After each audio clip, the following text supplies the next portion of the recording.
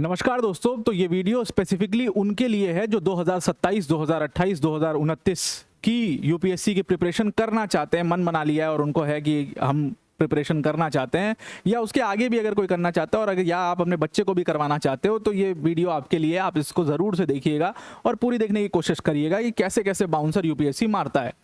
अगर इस पेपर की पहली बार बात करें तो मैं आपको पहले ही बता देता हूँ कि I am not in a very good sense की ये पेपर क्या आया, मतलब मुझे समझ में ही नहीं आया कि व्हाट जस्ट हैपेंड। इतना खतरनाक पेपर, खतरनाक इन द सेंस कि इतना लेंदी था, और लेंदी पेपर टैकल करना सबसे मुश्किल होता है क्योंकि आपको पढ़ना तो है ही है। इन एनी केस आपको क्वेश्चन तो पूरा पढ़ना ही पड़ेगा, उसको तो आप स्किप ही नहीं कर सकते, उसके लिए कोई टेक्निक भी नहीं लगा सकते, कोई टिप्स एंड ट्रिक्स भी नहीं लगा सकते, और इतना छोटा एग्जाम तो है नहीं कि टिप्स एंड ट्रिक्स लगा के बच जाएं।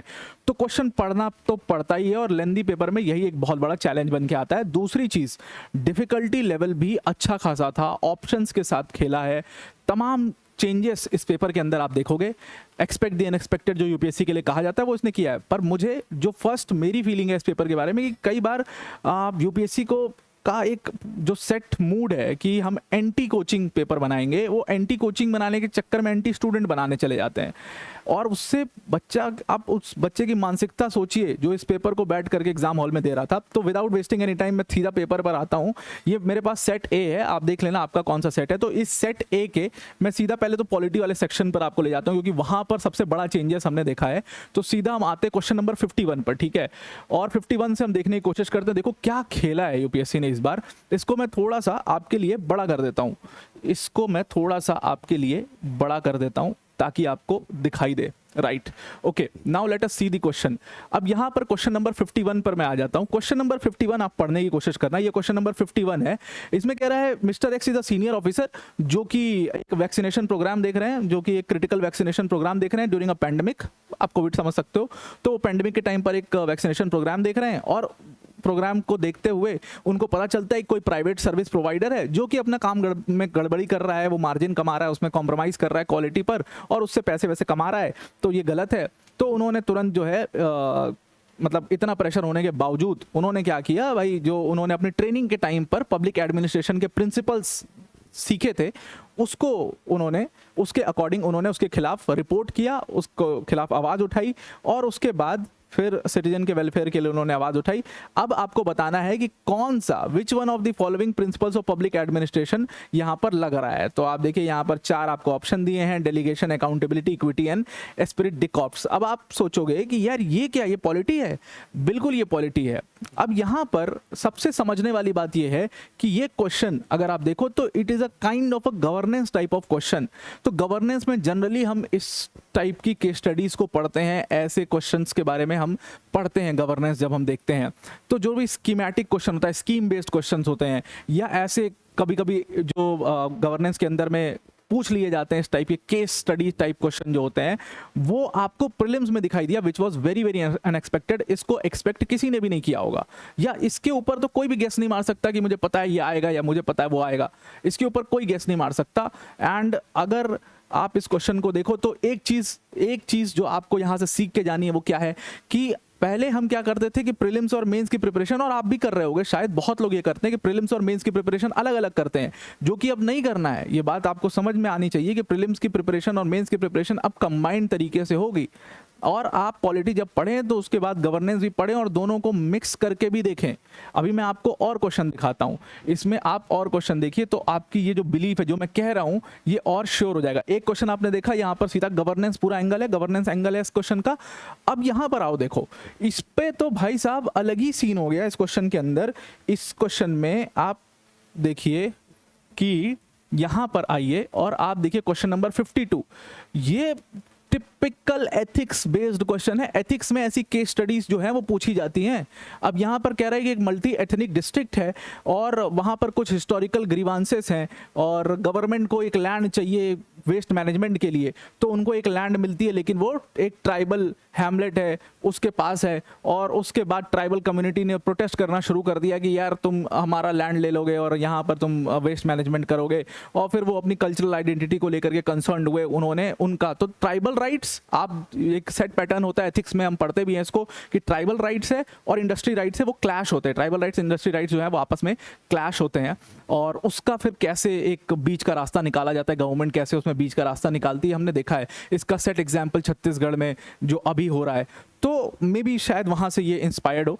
तो ये क्वेश्चन पूछ लिया, ये एथिक्स का क्वेश्चन है, पॉलिटी में पूछा है। पूछा क्या है इसमें कि आपको 3 चीज़ें ध्यान में रखनी है, अर्बन पब्लिक हेल्थ, उसके साथ में आपको इन्वायरमेंटल नीड्स भी ध्यान में रखना है और ट्राइबल राइट्स भी ध्यान में रखना है। उसके बाद आप बताइए कि कौन सा मैकेनिज्म यहाँ पर लगेगा, यानी कि कैसे आप इस इशू को रिजॉल्व करोगे, है ना। तो आपको मीडिएशन करना है इसमें और बताना है कि कैसे इस इशू को रिजॉल्व करोगे, और इसके मल्टीपल सही आंसर हो सकते हैं। मतलब ऐसा भी नहीं कि आपको चलो अब इतना बड़ा बाउंसर मार दिया तो अब इजी कर दें, अब इनमें से कोई एक ऑप्शन दे दें और वो चूज करके बच्चे का क्वेश्चन सही हो जाए। जनरली लेंदी क्वेश्चंस में ये होता है, बट यहाँ पर ना, हम क्यों करें भाई ऐसा। तो यहाँ पर आपको 4 ऑप्शंस दिए हैं। पहला बोल रहा है कि कॉन्फ्लिक्ट रिजोल्यूशन प्रोसेस होना चाहिए, फिर government should move ahead with the project, ये तो नहीं होगा obviously, creating a multi stakeholder dialogue platform, और चौथा बोल रहा है कि भाई independent environmental and social impact assessment करना चाहिए, which is the environmental angle given to this question. Again एक पूरा इन्वायरमेंट एंगल दिया जा रहा है। अब इसमें से बताना है कौन से आप अगर होगे तो कौन सा रिजोल्यूशन प्रोसेस में कॉन्ट्रीब्यूट करेगा, कौन सा ऑप्शन, राइट। अब आप सोचिए कि इतना लेंदी क्वेश्चन और उसके बाद आपको जज करना है कि इसमें से मल्टीपल कौन सा सही है। तो एथिक्स में ये पूछा जाता है, एथिक्स में केस स्टडी है। और पिछले अगर आप प्रीवियस ईयर क्वेश्चंस देखोगे तो आपको वेस्ट मैनेजमेंट के ऊपर भी क्वेश्चन दिखाई देगा। आपको वेस्ट मैनेजमेंट के अलावा अगर देखो तो जो ट्राइबल राइट्स हैं और इंडस्ट्री राइट्स हैं उसके क्लैश के ऊपर भी क्वेश्चन मिलेगा और उसमें रिजोल्यूशन कैसे निकाला गया वो चीज़ यहाँ पर अप्लाई होगी। तो अगेन क्या हम एथिक्स को छोड़ करके इसको कर सकते थे? नहीं कर सकते थे। तो मल्टी एंगल है, सिर्फ पॉलिटी नहीं दिखाई दे रहा है, मल्टी एंगल दिया गया है इस पूरे पेपर को। Then come to question number 53, again a case study question. आप देखिए, मतलब हद देखिए, एक पेपर में ना हम लोग जब पेपर दिया करते थे तो 4 क्वेश्चन तो एटलीस्ट होते थे, 4 क्वेश्चन तो एटलीस्ट, मतलब एक पन्ने पे 4 क्वेश्चन तो होते थे। यहाँ पर आप देखिए इतना लेंदी क्वेश्चन है कि सिर्फ आपको 2 क्वेश्चन एक पेज पे दिखाई दे रहा है। आप सोचिए माइंडसेट के साथ खेलना इसको कहते हैं। क्या होगा उस बच्चे के ऊपर जो उस एग्जाम हॉल में बैठा होगा।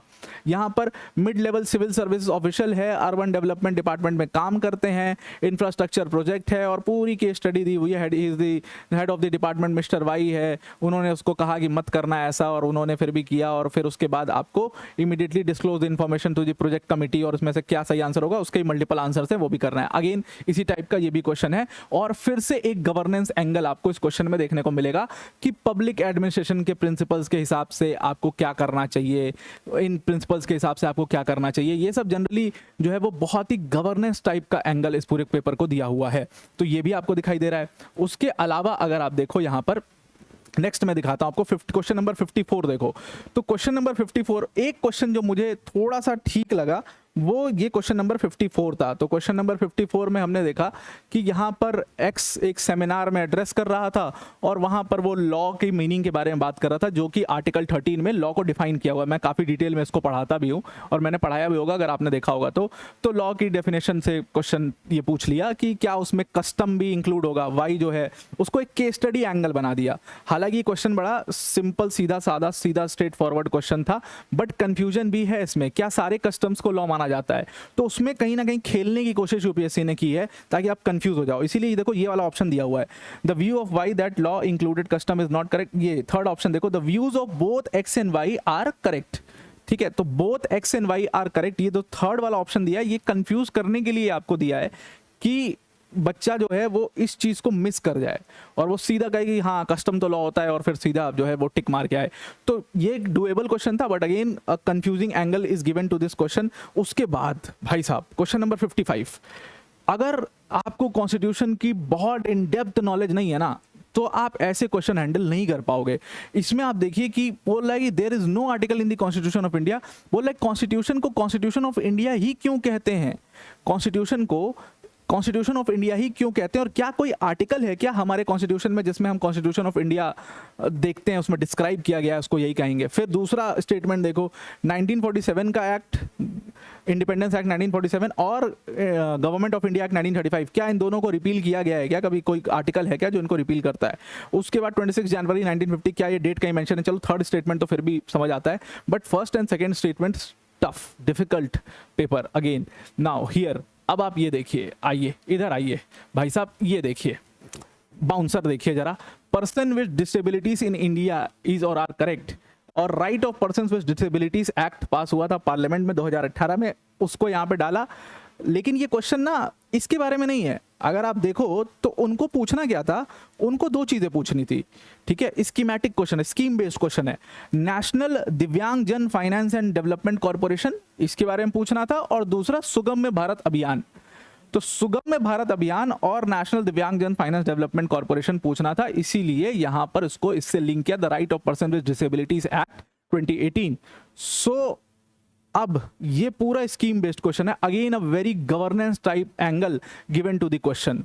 तो मुझे एक चीज समझ में आई इस पूरे पेपर को देख करके कि भाई अब आपको मेंस और प्रीलिम्स का जो पूरा सिलेबस है उसको मिला करके पढ़ना है। आप अलग अलग करके पढ़ेंगे तो आप ऐसे पेपर जब आएंगे तो एकदम हवा भी नहीं लगेगी आपको। और आप देखिए जो टेक्निकल पॉलिटी के कहते थे लो हैंगिंग फ्रूट्स होते हैं पॉलिटी के क्वेश्चन, जो लोग भी ये सोच, एक तो क्वेश्चन कम आया पहली बात, दूसरी चीज ये हुई जो लोग भी ये सोच करके जाते हैं कि भाई लो हैंगिंग फ्रूट होगा, पॉलिटी तो आराम से कर ही लेंगे, मेरा स्ट्रॉन्ग एरिया, उनके लिए बहुत ही ज्यादा बड़ा शॉकर था ये पेपर, पूरी तरीके से शॉक था। इसके अलावा कुछ अगर 2-3 क्वेश्चन और देख लें, इसके अलावा और क्वेश्चन देख लें, वैसे तो आपको यहाँ पर ये क्वेश्चन एक्सपेक्टेड था, शेड्यूल कास्ट और शेड्यूल ट्राइब्स के बारे में क्वेश्चन था। और इसमें मतलब ये तो 5th शेड्यूल 6th शेड्यूल हम पढ़ते हैं तो वो तो चलो अंडरस्टूड था, 5th शेड्यूल से मुझे लग ही रहा था 5th या 6th में से एक से आएगा क्वेश्चन, और वो आता भी है। दूसरी फिर यहाँ पर आप देखिए कि जो कमिटी है शेड्यूल कास्ट और शेड्यूल ट्राइब्स के ऊपर पार्लियामेंट में, वो उसके ऊपर क्वेश्चन पूछा है, विच इज समझ में आता है, ठीक है, ये क्वेश्चन पूछा गया है। अच्छा, और स्टार्ट अनस्टार्ट वाला क्वेश्चन है, ये भी डुएबल था। अच्छा, एक चीज आपने नोटिस की होगी कि डिफेंस बेस्ड क्वेश्चन काफी आए हैं। अगर आप पूरा पेपर देखोगे, खंगालोगे, तो मिशन सुदर्शन चक्र ऑफ इंडिया और ये सब डिफेंस बेस्ड क्वेश्चन आपको देखने को मिलेंगे। उसके बाद ये क्वेश्चन, सो ये एक रिपीटेड थीम है यहाँ पर, ये आपको एक रिपीटेड थीम दिखाई दे रही होगी। पिछली बार भी अगर आपको ध्यान में हो तो CEIB, SFIO, CBI का जैसे इसने पूछा है कि कौन सी मिनिस्ट्री इनको कंट्रोल करती है, ऐसे पिछली बार ही पूछा गया था। IBYB के ऊपर पूछा गया था कि कौन सी मिनिस्ट्री इनको कंट्रोल करती है और उनके मेन फंक्शंस क्या हैं। तो ये रिपीटेड थीम क्वेश्चन है जो आपको दिखाई दे रहा है। IR के क्वेश्चन मुझे ऑन द फर्स्ट हैंड जो मेरे अकॉर्डिंग लगे कि वो क्वेश्चन ठीक ठीक थे, IR के क्वेश्चन ठीक ठीक थे। उसके बाद आप देखिए, मैं आपको ना एक क्वेश्चन दिखाना चाहता हूँ, मैंने उसको नोट करके रखा था, क्वेश्चन नंबर 81 इसका। क्वेश्चन नंबर 81, भाई साहब हम कहते हैं कि यूपीएससी ना फैक्चुअल क्वेश्चन नहीं पूछता है, फैक्चुअल क्वेश्चन नहीं पूछता है। अब आप इस क्वेश्चन को देखो और आप मुझे बताओ कि आपको क्या लगता है, क्या यूपीएससी सच में फैक्चुअल क्वेश्चन नहीं पूछता? ये क्वेश्चन देखो, X born in UK was conferred the Nobel Prize in 2025. He was a professor in an American university. मतलब बोल रहा है कि एक बंदा X जिसको 2025 में नोबेल प्राइज मिला है और वो यूके का रहने वाला है, और जब नोबेल प्राइज मिला है तो वो अमेरिकन यूनिवर्सिटी में पढ़ा रहा था, उसका नाम बताओ कौन है इन चारों में से वो, ठीक है। So very very 100% factual question which is asked, अजीब सा ही क्वेश्चन है। उसके बाद आप ऑप्शंस में भी देखोगे तो उन्होंने हर जगह पर खेलने की कोशिश की है। तो ऑल इन ऑल अगर हम कहें इसके ऊपर डिटेल एनालिसिस और वो सारी चीज़ें आप देखोगे, कौन सा सही आंसर है कौन सा गलत आंसर है वो सब तो आप देखोगे। पर मेरा एजेंडा था 2027, 28, 29, 30 उनके बच्चों के लिए कि अब आपको इस पेपर को देख करके ये बात समझ लेनी है, मन में बैठा लीजिए कि डिटेल में जब तक हम चीज़ों को नहीं पढ़ेंगे, बहुत सुपरफिशियली आप करंट अफेयर्स भी इवन अगर आप बहुत सुपरफिशियली पढ़ करके निकल जा रहे हो साइड से कट मार के, दैट विल नॉट डू। तो और ना ये एक माइंडसेट के साथ खेलने की कोशिश है। माइंडसेट के साथ क्या खेलने की कोशिश है कि जो आप वो एग्जामिनर समझ रहा है, यूपीएससी समझ रहा है ना कि आजकल का बच्चा जो है ना वो उसका रिटेंशन स्पैन बहुत कम है, वो शॉर्ट्स वाला जनता हो गया है। तो शॉर्ट जो है, जैसे नहीं हम शॉर्ट भी आजकल पूरा शॉर्ट भी नहीं देखते, हम उसको भी स्क्रॉल कर देते हैं, अरे छड़ा यार हटाओ क्या। तो वो बहुत डिटेल में किसी भी चीज़ को नहीं देखता है, वो ऊपर सुपरफिशियली पढ़ करके थोड़ा सा करने की कोशिश कर रहा है। तो उसके साथ कहीं उस माइंडसेट के साथ खेलने की कोशिश की कि भाई अब आपको डिटेल में, बहुत ही डिटेल में पढ़ना पड़ेगा चीज़ों को, तभी आपसे ऐसे क्वेश्चंस जो हैं बनेंगे। प्रथम दृष्टया इन्वायरमेंट और साइंस एंड टेक के क्वेश्चन जो थे वो ठीक ठीक लग रहे थे, लेकिन जो उसने हद की है पॉलिटी के साथ और हिस्ट्री के साथ, मतलब हिस्ट्री में तो इतने बड़े बड़े पैरा क्वेश्चन दिए हैं, पूरा पूरा एक्सप्लेन, लग रहा था कि स्पेक्ट्रम उठा के डाल दिया है, मैं स्पेक्ट्रम पढ़ रहा हूँ ऐसा मुझे लग रहा था जब हिस्ट्री के क्वेश्चन देख रहे थे। So difficult question, cut off definitely low जाएगी, बट हमें सीखना क्या है इससे? आपको तो कट ऑफ से मतलब नहीं है, आपने तो दिया नहीं है, तो आपको सीखना क्या है कि अब हमें एक तो डिटेल में पढ़ना पड़ेगा पहली चीज़, और दूसरी चीज़ कि जो वेटेज है ना, हम सेट वेटेज के लिए जाते हैं कि पॉलिटी से इतने क्वेश्चन तो आएंगे ही, इकोनॉमी से इतने क्वेश्चन तो आएंगे, वो वेटेज वाला आप सीन छोड़ दो, हर सब्जेक्ट इक्वली इंपॉर्टेंट है। और तीसरी सबसे इंपॉर्टेंट चीज़ कि प्रीलिम्स और मेंस के बीच में डिफरेंशिएट करना छोड़ दो और आपको साथ साथ पढ़ना बहुत ज़रूरी है। तो आज के लिए इतना ही। Thank you and have a nice day. और मैं पॉलिटी के स्पेसिफिक कई सारी वीडियोस लाऊंगा भी, काफ़ी डिटेल एनालिसिस जिसमें पॉलिटी का किया जाएगा, और उसके साथ साथ डिटेल एनालिसिस के साथ साथ पॉलिटी में हमें क्या करना है, कैसे कंटेंट को उससे कनेक्ट करना है, करंट पे क्या करना है, वो सब हम अभी डिस्कस करेंगे इसी वीडियो पे, इसी चैनल पर। आप इस चैनल को ज़रूर से सब्सक्राइब कर लीजिएगा। Thank you.